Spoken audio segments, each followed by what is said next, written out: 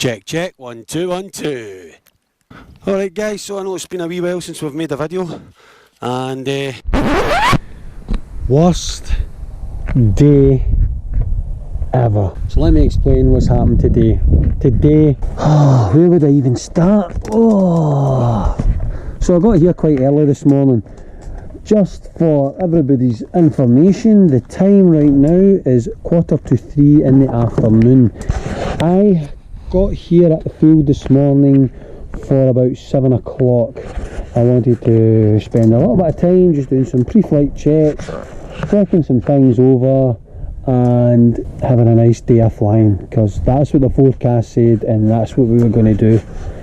However, things didn't work out like that. Basically, today we sat off, set everything up, get my wing out, set up the new chase cam, set up my motor. I was just getting ready to take off. I was engine on my back, I was revving it up, and basically I heard a very, very slight sort of dink or slight clunking noise one time, just a clunk, and I thought, still revving away. I thought, that doesn't sound right.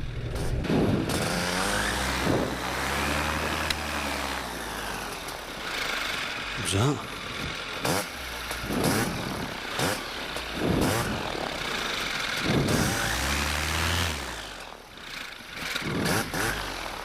Let's just check a few things. So, trying to be a responsible pilot, I thought, engine off and have a look. So I took the engine off, I had a look, and I discovered that I had dinked the prop ever so slightly. Ah, shit. Balls. Fuck a duck. I don't know what it was, whether something had come up from the ground or whether a leg strap's gone through and the buckle's clipped it or what, but the prop was slightly damaged.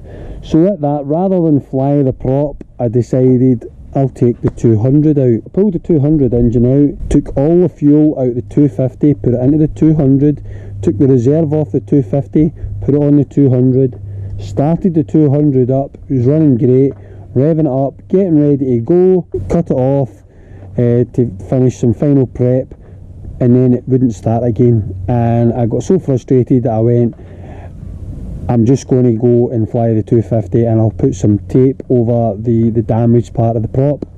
So that meant then taking the reserve off the 200, putting it back on the 250 along with the fuel, and then I taped off the damage on the prop, which to be fair is quite minuscule. Then got ready to set off again. Brian turned up to the field, I was talking to him, and I started to walk over towards the wing. 5 or 6 steps, I thought, something's not quite right here, something's missing. And I turns and looks behind me, and lo and behold, my reserve is lying right across the floor. I just don't think I'm meant to be flying today. Something's just telling me that. Because I had basically fastened the reserve back to the harness, but I hadn't attached it to the attach point, so the container was left on the ground as I was walking away from it. The reserve was deploying. So technically that's my first reserve deployment today as well, I suppose you might say. So anyway, eventually I repacked the reserve back in, tucked in what had come out, got ready to go, pulled the pull cord, and the pull cord mechanism broke.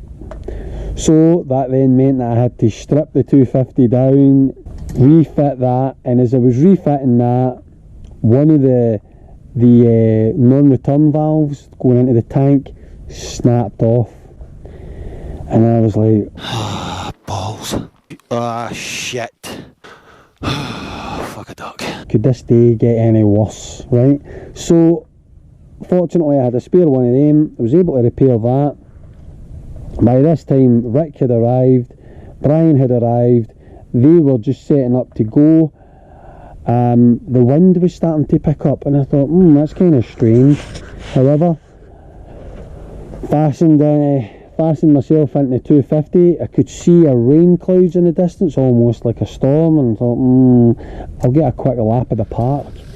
And I started to get buckled in, fastened up, reverse kited the wing heading that direction and took off towards the sea. Went up round the park and then what I thought at the time was rotor, I hit sort of funky air and it was throwing me all over the place, side to side, left to right. I had the chase cam on, but unfortunately it didn't record, and I must have knocked it twice, or it switched itself off, I don't know, or I forgot to switch it on. But the chase cam never recorded, and it threw me all over the place. And I was really hoping to share the footage with you, so you could see quite how bad it was. Well, it'll be interesting to see what that looked like for the chase cam. And I flew over the kind of brow of this hill in the distance, and I went round sort of these fields and up and around. So, whoa, it's bumpy, and it looks like there's a storm moving in, so I doubt we'll be flying very long, but I had to get a hit. Oh, worst day ever.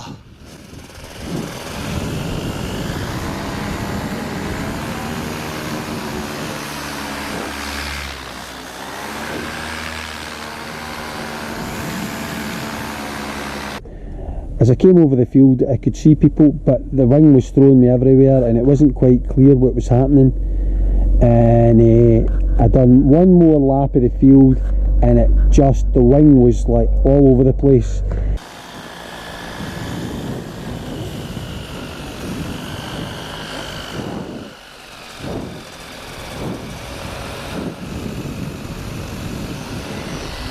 It's throwing me about like a wet rag here.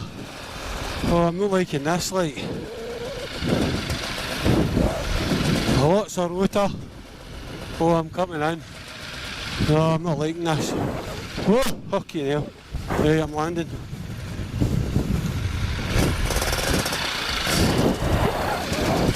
Whoa!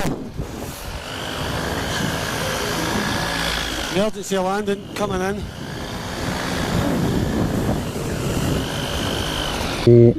I tried to land actually over there, away from the LZ if you like, because it got that bad, and as I tried to come down, the wind was so strong in the completely opposite direction that I couldn't get down. Can't get down.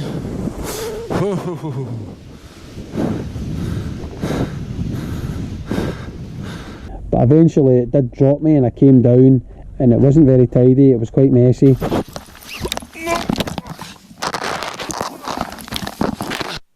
And I gather my wing up and I pull it here. The wind speed had picked up tremendously.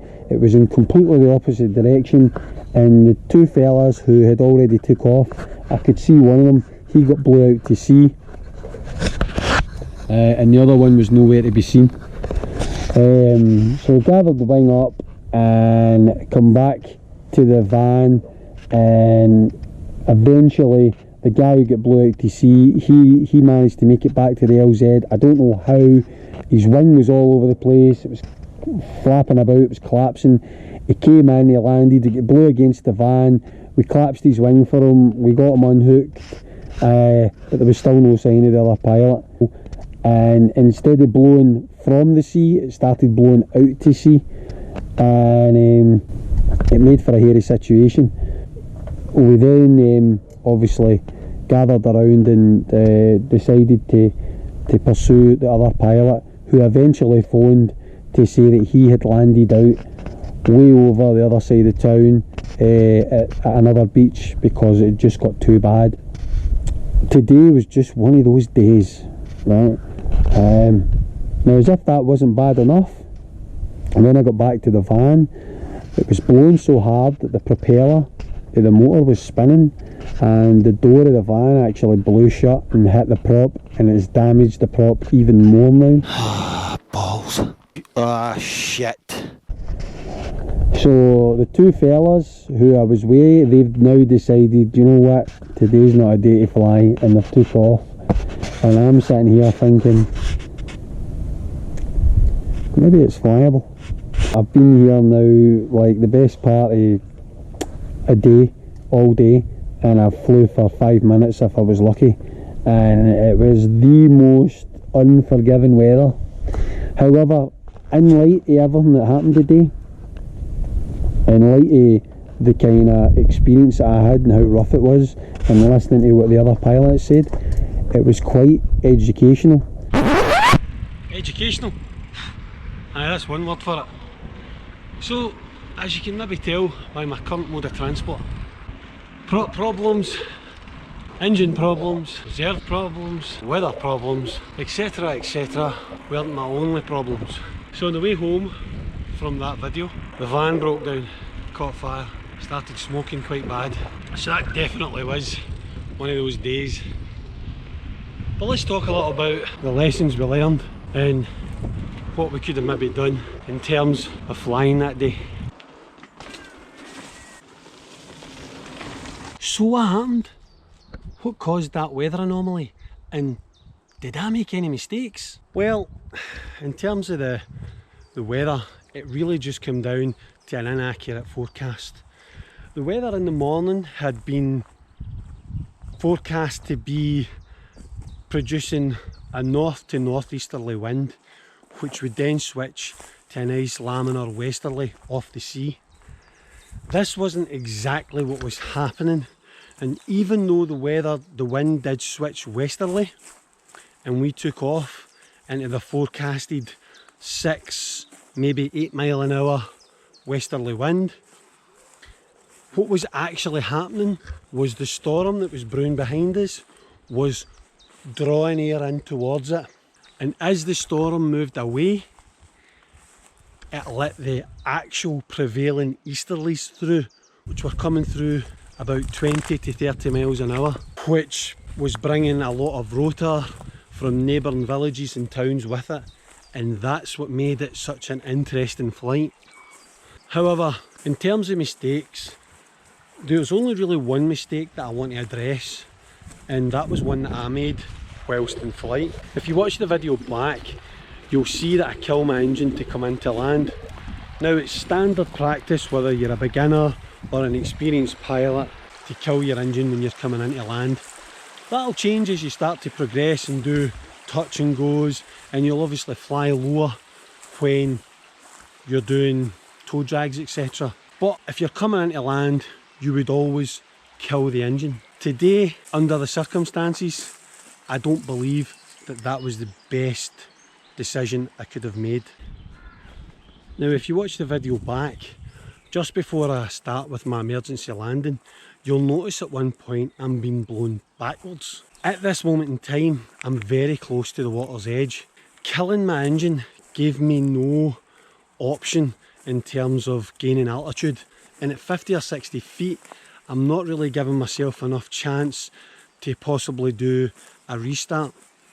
Now, if that wind had picked up or got faster, there's every possibility that I could have been taken out over the water, and that could have turned out a whole lot differently than it actually did. Now, I know I landed safely and everything was fine and everybody turned out okay, but I still like to look at the what ifs in an attempt to further prepare myself for any uneventualities that may occur further down the line. Now, I know today's video was a bit of a rant and there wasn't much in the way of flying in it, but I hope that you took something from it. I know that I really took quite a bit from it. So guys, I'll ask you, just going to please like, share and subscribe the video.